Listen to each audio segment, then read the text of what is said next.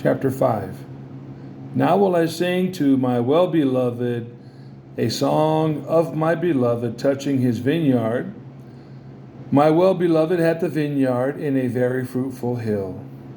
And he fenced it and gathered out the stones thereof, and planted it with the choicest vine, and built a tower in the midst of it, and also made a winepress therein. And he looked that it should bring forth grapes, and it brought forth wild grapes. And now, O inhabitants of Jerusalem, and men of Judah, judge, I pray you, betwixt me and my vineyard. What could have been done more to my vineyard that I have not done in it?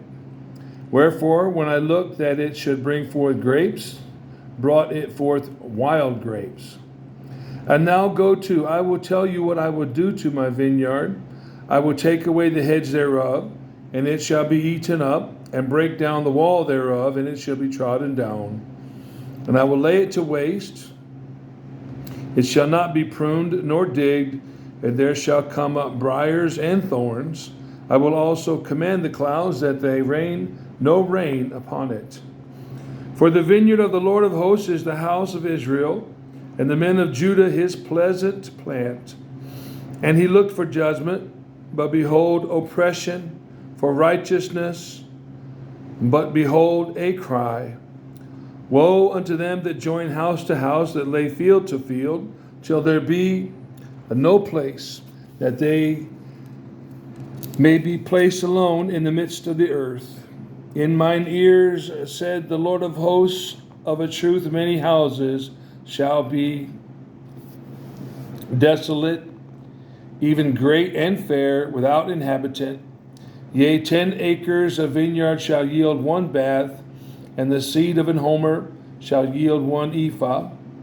Woe unto them that rise up early in the morning, that they may follow strong drink, that continue until night, till wine inflame them.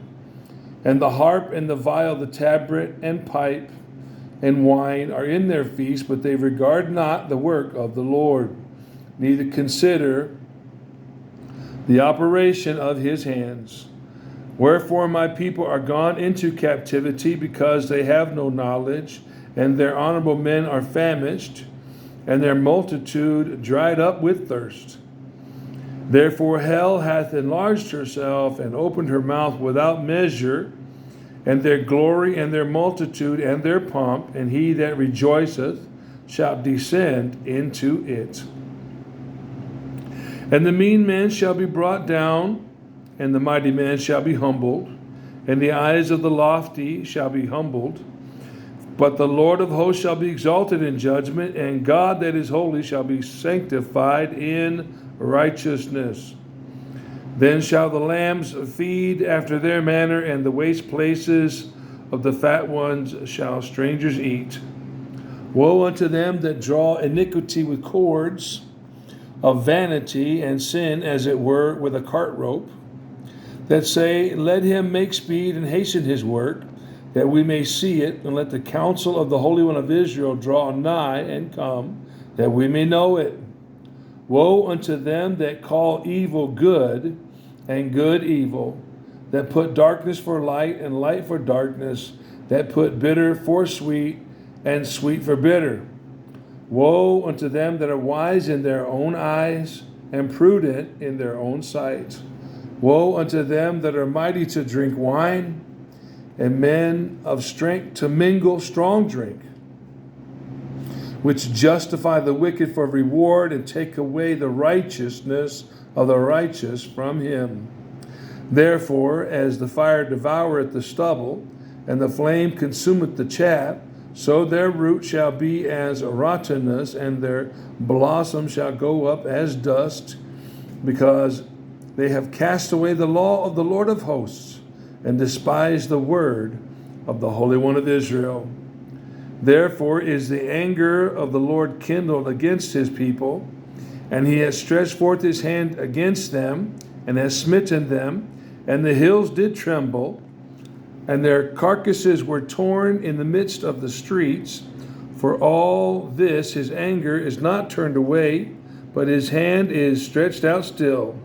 And he will lift up an ensign to the nations from far, and will hiss unto them from the end of the earth, and behold, they shall come with speed swiftly. None shall be weary nor stumble among them, none shall slumber nor sleep, neither shall the girdle of their loins be loosed, nor the latchet of their shoes be broken, whose arrows are sharp and all their bows bent. Their horses' hooves shall be counted like flint, and their wheels like a whirlwind. Their roaring shall be like a lion. They shall roar like young lions. Yea, they shall roar and lay hold of the prey, and shall carry it away safe, and none shall deliver it. And in that day they shall roar against them like the roaring of the sea. And if one look unto the land, behold, darkness and sorrow, and the light is darkened in the heavens thereof.